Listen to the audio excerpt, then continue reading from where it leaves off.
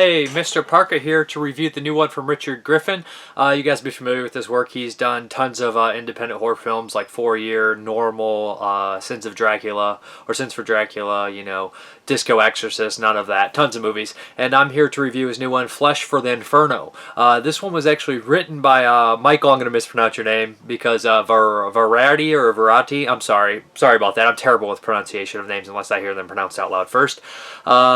He also wrote Sins for Dracula, and this movie definitely is kind of like a sister-brother piece. They are very similar together, and they're both a lot of fun. Essentially what we have here is definitely a throwback to Euro, mostly Italian cinema, the old nun horror movies, nunsploitation movies, but it feels more like a Fulci movie or a Demons movie or something along those lines.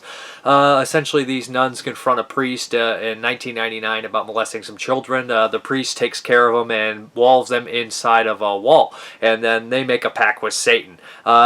Fast forward 16 years later, a group of kids are trying to fix up the school and present it and bring it back up to date, and then, of course, reopen it. They accidentally unleash these nuns, these demon nuns, who are hell-bent on killing the kids because they're doing the Lord's work, and essentially we have a 71-minute movie where they are being picked off by these evil nuns. The movie is very punny at points. The nuns, do the puns, of course, with religious things and whatnot.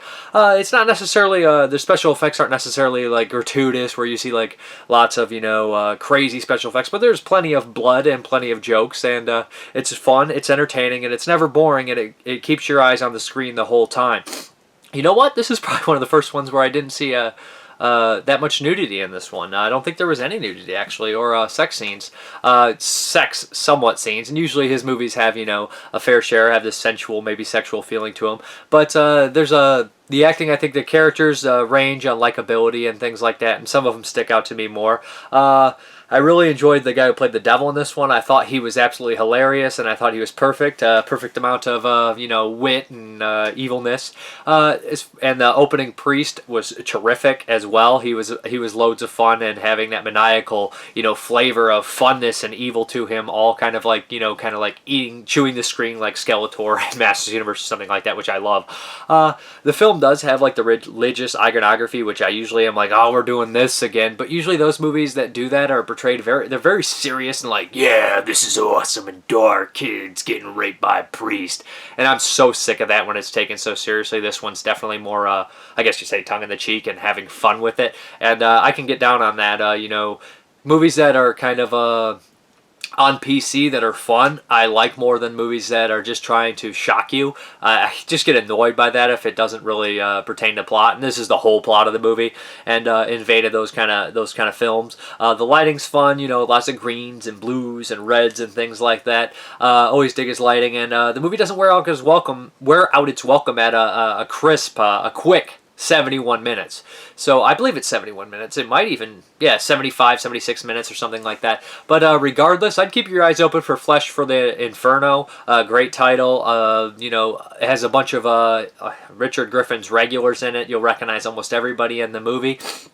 And, I think that people will have a lot of fun with it. If you like his other movies, I highly suggest this one. This is one of, like I said, in the same vein as something like, Sins for Dracula. I'd say it's more along the lines of that. I liked it, I enjoyed it, and I'm looking forward to seeing what else he does. The climax is a lot of fun and cool. Most of the effects are just, a lot of blood here and there, and there's some other stuff. There's some good gags in here about a head keep butting the window until it's pretty much nothing. That's great. And there is some CGI splatter here and there, but that's just more for bullet holes and things like that, and then they show the after effect, which is pretty decent. But I think particularly the opening of this movie and the ending are really fantastic, and I definitely like that this is definitely, shout-outs to kind of Italian or Euro cinema and stuff like that, which I'm a big fan of.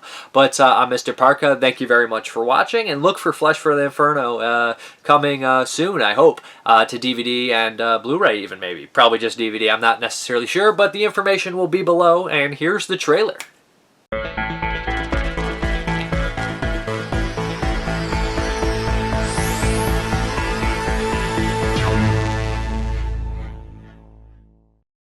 How long have you been the caretaker?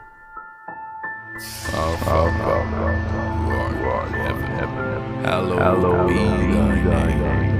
Thy kingdom come.